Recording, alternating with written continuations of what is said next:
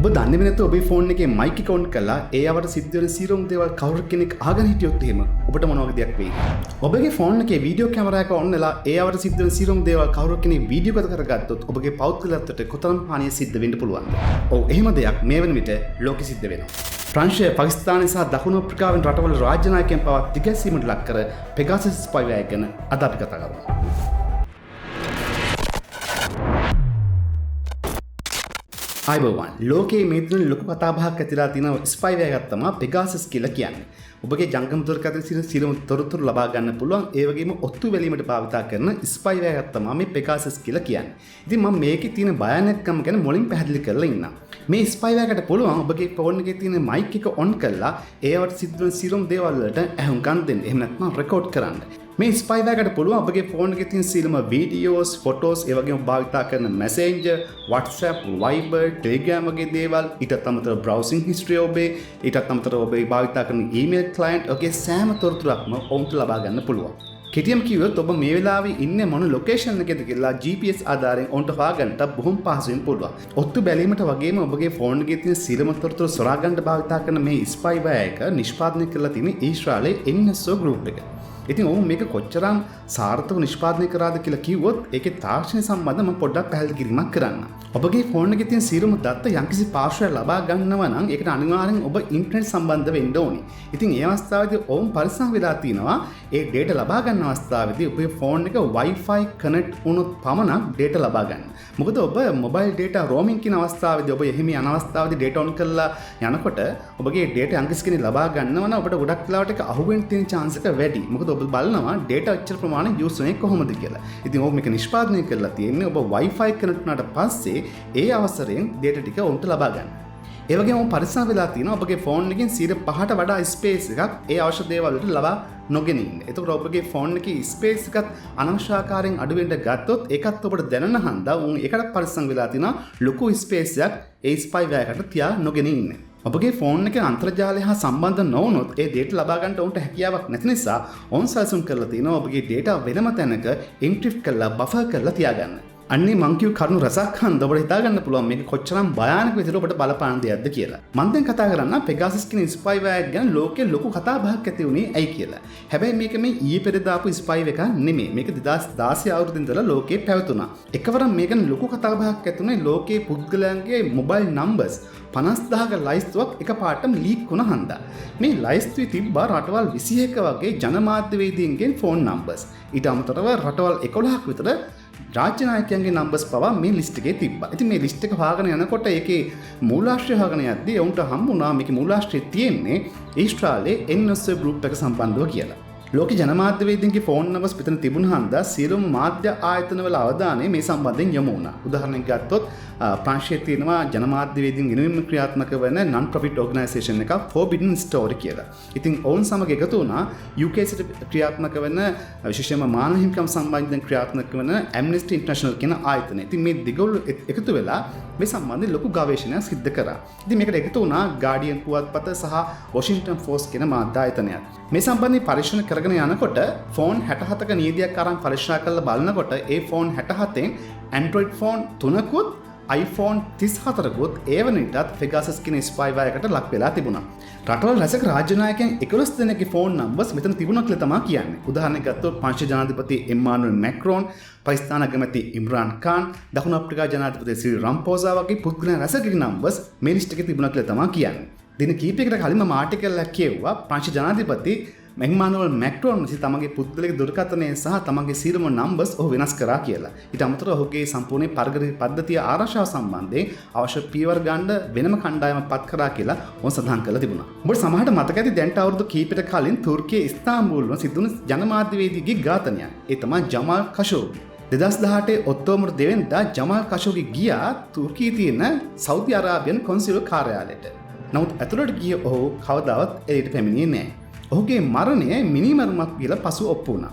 ඉතින් ඒ අවස්ථාවේදී ඒ මරණයෙන් දින කිහිපයකට පස්සේ ඔහුගේ පෙම්වතියගේ ෆෝන් එකටත් මෙම පෙගාසස් කියන ස්පයිවැයර් එක ඇතුල්ලා තියෙනවා. ඇසදහන් කරලා තියෙනවා තමන්ගේ ඊමේල් account එක පවා හැක් කරන්න යම්කිසි කණ්ඩායමක් උත්සාහ කරා කියලා. ඉතින් දැන්ට අවුරුදු කීපයකට කලින් සිද්ධ වෙච්ච ඒ මරණයත් මේ පෙගාසස් ස්පයිවැයර් එක හා සම්බන්ධයි කියලා දැන් ලෝකේ අලුතෙම කතා බහක් ඇති වෙලා තියෙනවා. මේ වෙනට අපි අසලස රටක් කරන ඉන්දියාවේ ලොකු කතාබහක් ඇති වෙලා තියෙනවා. මොකද ජනමාධ්‍ය ඉතින් රැසකගේ ෆෝන් නම්බර්ස් අර ලිස්ට් එකේ තියෙන හන්ද. ඉතින් මේ ස්පයිවෑක සම්බන්ධයෙන් පිටිපස්සේ ඉන්නේ මොන වගේ සංවිධානයක්ද? ඇත්තටම මේ ස්පයිවෑක නිෂ්පාදනය කරන්නේ ඊශ්‍රායලයේ ඉන්න NSO group එක. ඔබ දන්නවා ඊශ්‍රායලය කියලා කියන්නේ සුපිරි වැඩ කරන් ඉන්න රටක්. විශේෂයෙන්ම නොබෙල් ත්‍යාගලාභීන් රැසක්ම මේ රටේ ඉන්නවා.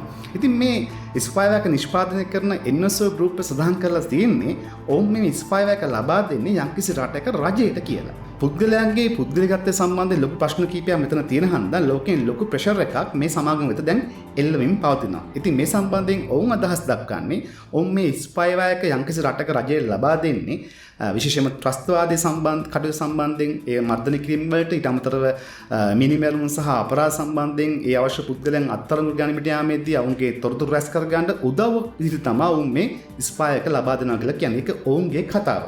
දැන් මම Pegasus කියන ස්පයිවෑකේ තාක්ෂණික පැත්ත ගැන පොඩ්ඩක් පැහැදිලි කිරීමක් කරන්න. ඇත්තටම මේක අයිති වෙන්නේ RAT කියන කැටගරිය. RAT කියලා කියන්නේ Remote Access Trojan කියලා. ඔබ දන්නා Trojan අශ්වයා ගැන. ඒතර මේක remotely access කරලා ඔබේ data ලබා ගන්න පුළුවන් සැඟවුණු දෙයක් තමයි මේ ස්පයිවෑකෙන් සිද්ධ වෙන්නේ. කොහොමද මේ ස්පයිවෑක ඔබේ ෆෝන් එක ඇතුළට එන්නේ? ඔබට ලැබෙන යම්කිසි SMS එකක තියෙන ලින්ක් එකක් ඔබ ක්ලික් කරොත් සමහරට ඔබේ ෆෝන් එකට මේක රින් ගන්න පුළුවන්. ඊට අමතරව ඔබට ලැබෙන යම්කිසි ඊමේල් එක නැත්නම් Facebook කරා ලැබෙන මැසේජ් එක නැත්නම් WhatsApp කරා ලැබෙන මැසේජ් එක ඒ ආකාරයෙන් ඕනම විදිහකට මේක ඔබේ ෆෝන් එක ඇතුළට එන්න පුළුවන්. විශේෂ කාරණාවක් කියන්න ඕනේ. එකවරකදී අහු වුණා පරිශන පවත්වාගෙන යාමේදී මේ ස්පයිවෑක ෆෝන් එක ඇතුළට ඇවිල්ලා තිබ්බේ WhatsApp වලින් ආපු කෝල් එකකින්. ඔහු ඒ කෝල් එක ආන්සර් නොකර තිබිලත් ඔහුගේ ෆෝන් එකට මේ ස්පයිවෑක ඇතුල්ලා තිබ්බා. මේ ස්පයිවෑක අයිති වෙන්නේ zero day attack කියන කැටගරි එකට. මොකද්ද මේ zero day attack එකක් කියලා කියන්නේ? විශේෂයෙන් ගත්තොත් ඔබගේ ෆෝන් එක භාවිතා කරනදී ඒ devices නිෂ්පාදනය කරන සමාගම් ඒ කාලේදීම නිෂ්පාදනය කරනකොට තිබෙන්නේ නැති පසුකාලීන සොයාගත්ත සමහර vulnerabilities තාමත් ඒ සමාගම් දන්නේ නැති වෙන්න පුළුවන්. ඉතින් මේවා යම්කිසි කාලයක් ගත වෙනවා ඒවට අවශ්‍ය පිළියම් යොදන්න. අන්න ඒ වගේ නිෂ්පාදකයන්ට හොයාගන්න බැරි වුණ නමුත් පසුකාලීන විවිධාකාර හැකර්ස්ලා භාවිතා කරන ඒ attacks වලට අපි කියනවා zero day attack කියලා. නමුත් මේකට යම්කිසි පිළියමක් අදාළ සමාගම් වලට ගන්න පුළුවන් යම්කිසි කාලයක් ගත වෙලා. ලෝකයේ iPhone සහ Android කියන දෙවර්ගයෙන් මේ ස්පයිවෑකේ ගොදුරු බවට පත් වෙලා තිබුණා.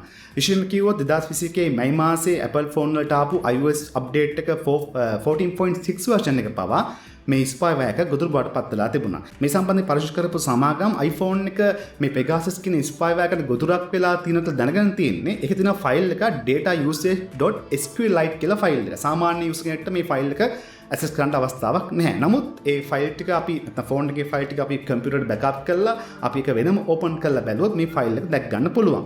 ඉතින් මේ ෆයිල් එක පරීක්ෂා කිරීමේදී ඔවුන්ට අහුවෙලා තියෙනවා මේ Pegasus කියන ස්පයිවෑක සම්පූර්ණයෙන්ම මේ ෆයිල් එකේ හොයාගන්න පුළුවන් කියලා රන් වෙනවද නැද්ද කියලා. ඉතින් මේ ආකාරයෙන් තමයි අහුවුනේ මේ ස්පයිවෑක ඔබගේ ෆෝන් එකේ රන් වෙනවා කියලා. මේ Pegasus කියන ස්පයිවෑක ගැන ලෝකේ කතාබහක් ඇති වෙන්න ගත්තේ 2016 අගෝස්තු මාසයේ ඉඳලා. ඉතින් ඒකත් අමුතුම කතාවක්. මම මේ කතාව පොඩ්ඩක් ඔබට කියලා ඉන්නම්. ඒ තමයි සෞදි අරාබි ජාතික මානව හිමිකම් සම්බන්ධ ක්‍රියා කරන සමාජිකයෙක් හිටියා අහමඩ් මන්සූර් කියලා. ඉතින් ඔහුට දවසක් මෙසේජ් එකක් ඇවිල්ලා තියෙනවා එක්සත් අරාබි එමිරාජ්‍යයේ හිරගෙවල් වල සිදුවෙන දරුණු වද හිංසා පැමිණීම් සම්බන්ධයෙන්. මේ ලින්ක් එක ක්ලික් කරලා ඔබට අවශ්‍ය තොරතුරු ලබා ගන්න පුළුවන් කියලා. ඔහු වෙලාවට එම ලින්ක් එක ක්ලික් කරලා නැහැ.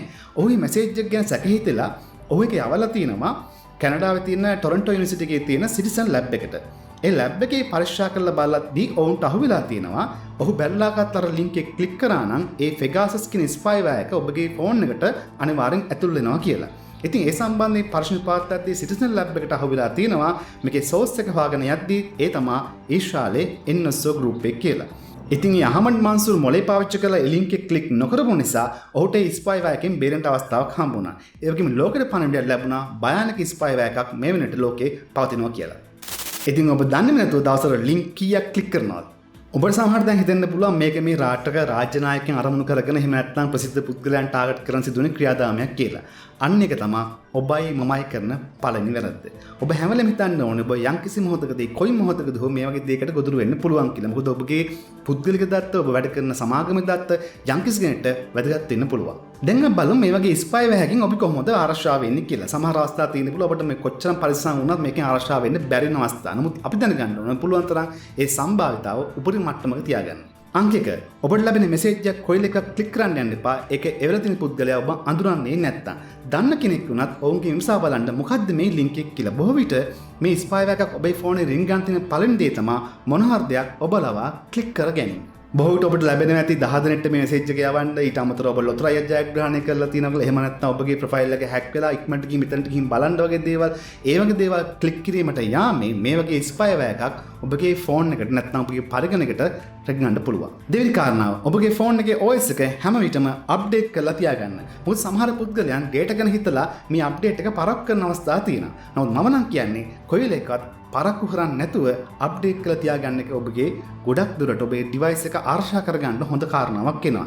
ඔබට මම කලින් සඳහන් කරපු ෆෝන් එක නිෂ්පාදනය කරපු සමාගමෙන් සමහරට ස්පයිවෑර් එකට ඒගොල්ලෝ පැචස් රිලීස් කරන්න පුළුවන්. ඉතින් මේ පැච් එක ඔබට හම්බෙන්නේ ඔබට ෆෝන් එක ඔබ අප්ඩේට් කරොත් පමණයි. තුන්වෙනි කාරණාව ඔබගේ ෆෝන් එකට ෆිසිකල් ඇක්සස් කන්ට්‍රෝල් එකක් තියාගන්න. ඒ කියන්නේ ෆෝන් එකට ලේසින් ඇක්සස් කරන්න බැරි වෙන්න ලොක් එකක්, fingerprinting, ඊට අමතරව face locking වගේ දේවල් භාවිතා කරලා ලේසියෙන් කෙනෙක්ට ෆෝන් එක ඕපන් කරන්න බැරි වෙන්න සකස් කරලා තියාගන්න. මොකද ෆෝන් එක යම්කිසිගෙන්ගේ අතට ගියොත් ඔහුට පුළුවන් අර රැට් එකක් ඒ ෆෝන් එකට දාලා ඔහුට අවශ්‍ය වෙලාවට රිමෝට් ඇක්සස් එක ලබා ගන්න.